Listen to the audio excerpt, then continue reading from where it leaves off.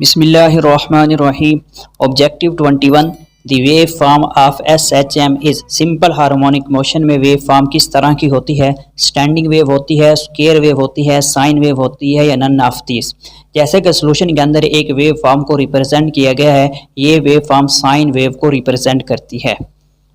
Objective 22 के अंदर पूछा गया है कि हमारे पास ऑसिलेशन है, उसके एम्पलीट्यूड को अगर डबल कर दें तो एनर्जी के ऊपर क्या फ़र्क पड़ेगा। 1/2 हो जाएगी, डबल हो जाएगी, 4 टाइम इंक्रीज कर जाएगी या 6 टाइम इंक्रीज कर जाएगी। जैसे कि सोल्यूशन के अंदर है E = 1/2 kx0 का स्क्वायर। एम्पलीट्यूड को डबल करने से उसकी एनर्जी 4 टाइम्स इंक्रीज कर जाएगी। ऑब्जेक्टिव 23 के अंदर बताया गया कि हमारे पास एक लिफ्ट है, उसकी छत के साथ सिंपल पेंडुलम मौजूद है, लिफ्ट रेस्ट हालत में है। अगर लिफ्ट फ्री फॉल हो जाती है तो टाइम पीरियड के ऊपर क्या फ़र्क पड़ेगा। जैसे कि सोल्यूशन के अंदर फार्मूला लिखा हुआ है, अगर फ्री फॉल ऑब्जेक्ट हो तो एक्सेलरेशन ग्रेविटेशनल एक्सेलरेशन के बराबर हो जाता है, जो इफेक्टिवली एक्सेलरेशन वो 0 हो जाएगा, जिसकी वजह से टाइम पीरियड इनफिनाइट हो जाएगा। ऑब्जेक्टिव 24 के अंदर पूछा गया है कि हमारे पास एक सिंपल पेंडुलम है, अपनी एक वाइब्रेशन कंप्लीट करता है, तो एक वाइब्रेशन कंप्लीट करने में एम्पलीट्यूड की वैल्यू क्या होगी। हम जानते हैं mean position to extreme position amplitude की वैल्यू A होती है। एक वाइब्रेशन कंप्लीट करने में उसका एम्पलीट्यूड 4A हो जाएगा। ऑब्जेक्टिव 25 के अंदर बताया गया कि एक बॉडी अपनी एक वाइब्रेशन कंप्लीट करती है, एक वाइब्रेशन कंप्लीट करने में उसका जो डिस्टेंस है 20 सेंटीमीटर है, तो उसके एम्पलीट्यूड की वैल्यू क्या होगी। जैसे कि सोल्यूशन के अंदर दिखाया हुआ है, टोटल डिस्टेंस बराबर होता है 4A के, तो एम्पलीट्यूड की वैल्यू 5 सेंटीमीटर होगी। ऑब्जेक्टिव 26 के अंदर 2 स्प्रिंग मौजूद हैं और स्प्रिंग कांस्टेंट की वैल्यू 2 न्यूटन पर मीटर और 4 न्यूटन पर मीटर है। उसको हमने सीरीज के अंदर कनेक्ट कर दिया है, तो इफेक्टिवली के की वैल्यू के ऊपर क्या असर होगा, के की वैल्यू क्या होगी। जैसे कि सोल्यूशन के अंदर फार्मूला रिप्रेजेंट किया गया है, तो के की वैल्यू के इफेक्टिवली जो वैल्यू होगी 4/3 न्यूटन पर मीटर होगी। ऑब्जेक्टिव 27 के अंदर टाइम पीरियड पूछा गया कि मैकेनिकल वॉच है, उसका घंटे वाली जो सुई है नीडल है, उसका टाइम पीरियड एक वाइब्रेशन का क्या होगा। उसका टाइम पीरियड जैसे कि सोल्यूशन के अंदर दिखाया हुआ है, जो हावर हैंड वॉच है एक वाइब्रेशन 12 आवर में कंप्लीट करती है। मिनट्स हैंड वॉच है, वो अपनी एक वाइब्रेशन 60 मिनट्स में कंप्लीट करती है।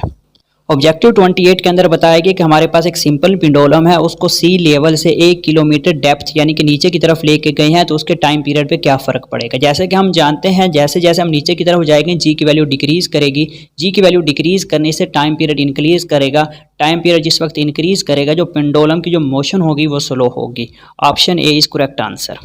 ऑब्जेक्टिव 29 के अंदर बताया गया हमारे पास सिंपल पेंडुलम है, एक सिंपल पेंडुलम कराची में मौजूद है, एक simple pendulum same simple pendulum मरी के अंदर मौजूद है, तो टाइम पीरियड के ऊपर क्या फ़र्क पड़ेगा। जैसे कि सोल्यूशन के अंदर दिखाया हुआ है, जिस जगह के ऊपर जी की वैल्यू इंक्रीज़ कर रही होगी वहाँ पे टाइम पीरियड कम होगा, जहाँ पे वैल्यू जी की डिक्रीज़ कर रही होगी वहाँ पे टाइम पीरियड इंक्रीज़ होगा। तो हमारा जो करेक्ट आंसर होगा ऑप्शन बी होगा।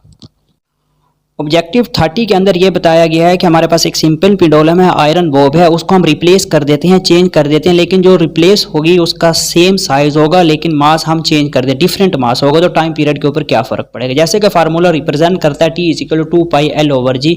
मास को चेंज करने से टाइम पीरियड के ऊपर किसी किस्म का कोई फ़र्क नहीं पड़ेगा, रिमेन सेम रहे। ऑब्जेक्टिव 31 के अंदर एक सिंपल पेंडुलम लिफ्ट की छत के साथ मौजूद है और लिफ्ट यूनिफॉर्म एक्सेलरेशन के साथ अपवर्ड मूव कर रही है, तो टाइम पीरियड के ऊपर क्या फ़र्क पड़ेगा।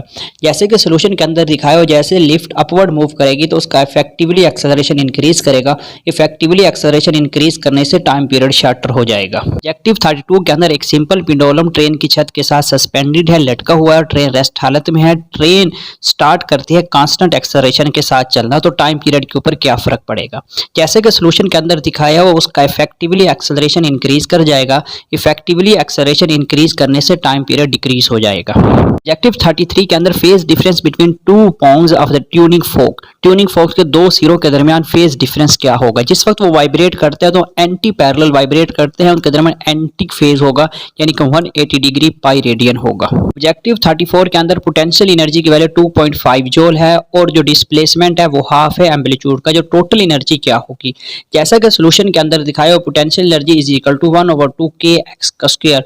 वैल्यूज पुट करने के बाद जैसे हम कैलकुलेशन करते हैं, जो टोटल एनर्जी की वैल्यू आती है 10 जूल। ऑब्जेक्टिव 35 के अंदर दो स्प्रिंग ए और बी मौजूद हैं, उनके के कांस्टेंट की वैल्यू K1 एंड K2 है और उनके दरमियान हमें रेशो बतानी है, work done A and work done B के दरमियान रेशो बतानी है। और जब हम उनको स्ट्रेच करते हैं तो सेम फोर्स के साथ स्ट्रेच करते हैं, जैसे कि सोल्यूशन के अंदर दिखाया हुआ है। जैसे हम इनको कैलकुलेट करते हैं तो हमारा answer W1 dividing by W2 is equal to K2 dividing by K1 होगा। ऑब्जेक्टिव 36 के अंदर the total energy of mass spring system में टोटल एनर्जी की वैल्यू क्या रहती है। जैसे कि हम जानते हैं law of conservation of energy, total energy instantaneous point पे, टोटल एनर्जी मेन पोजीशन पे, टोटल एनर्जी एक्सट्रीम पोजीशन पे सेम होती है। ऑब्जेक्टिव 37 के अंदर पूछा गया है कि माइक्रोवेव ओवन के अंदर जो वेव्स प्रोड्यूस होती है उनकी वेवलेंथ क्या होती है, 12 मिलीमीटर, 12 सेंटीमीटर, 10 मिलीमीटर या 10 सेंटीमीटर। इस बात को मेमोराइज रखना बहुत ज़रूरी है कि जो माइक्रोवेव ओवन में जो वेव्स प्रोड्यूस होती है उनकी वेवलेंथ 12 सेंटीमीटर होती है। Option B is correct answer. Objective 38 के अंदर फोर्स कांस्टेंट के का जो यूनिट है किस वैल्यू के यूनिट के साथ मिलता जुलता है। जैसा कि सॉल्यूशन के अंदर हुकला और सरफेस टेंशन दिखाई गई है, K is equal to F/x newton पर मीटर, और इसी तरह सरफेस टेंशन फोर्स पर यूनिट लेंथ न्यूटन पर मीटर। के की जो वैल्यू है या के का जो यूनिट है सरफेस टेंशन के यूनिट के साथ मिलता जुलता है। ऑब्जेक्टिव 39 के अंदर एक सिंपल पिंडोला के मुतालिक बताया गया है कि वो हमें करेक्ट रीडिंग दे रहा है। अगर हम रूम टेम्परेचर को इंक्रीज कर दे तो सिंपल पिंडोलम के ऊपर क्या फ़र्क पड़ेगा। जैसे कि हम जानते हैं और सोल्यूशन में दिखाया गया, टेम्परेचर को इंक्रीज करने से सिंपल पिंडोलम की लेंथ इंक्रीज कर जाएगी, लेंथ इंक्रीज करेगी तो सिंपल पिंडोलम का टाइम पीरियड इंक्रीज कर जाएगा, वो यानी कि स्लो तरीके से मूव करेगा। Option A is correct answer. Objective 40 के अंदर पूछा गया सिंपल हार्मोनिक मोशन में अगर एम्पलीट्यूड को हम डबल कर दे तो कौन सी चीज डबल हो जाएगी। जैसे कि सोल्यूशन के अंदर दिखाएगा एम्पलीट्यूड को डबल करने से हमारी जो वेलोसिटी है वो 2 टाइम यानी कि डबल हो जाती है। टोटल एनर्जी, काइनेटिक एनर्जी और पोटेंशियल एनर्जी 4 टाइम इंक्रीज करेंगी, यानी कि एम्पलीट्यूड को डबल करने से जो हमारी वेलोसिटी है वो 2 टाइम इंक्रीज करेगी। Option D is correct answer.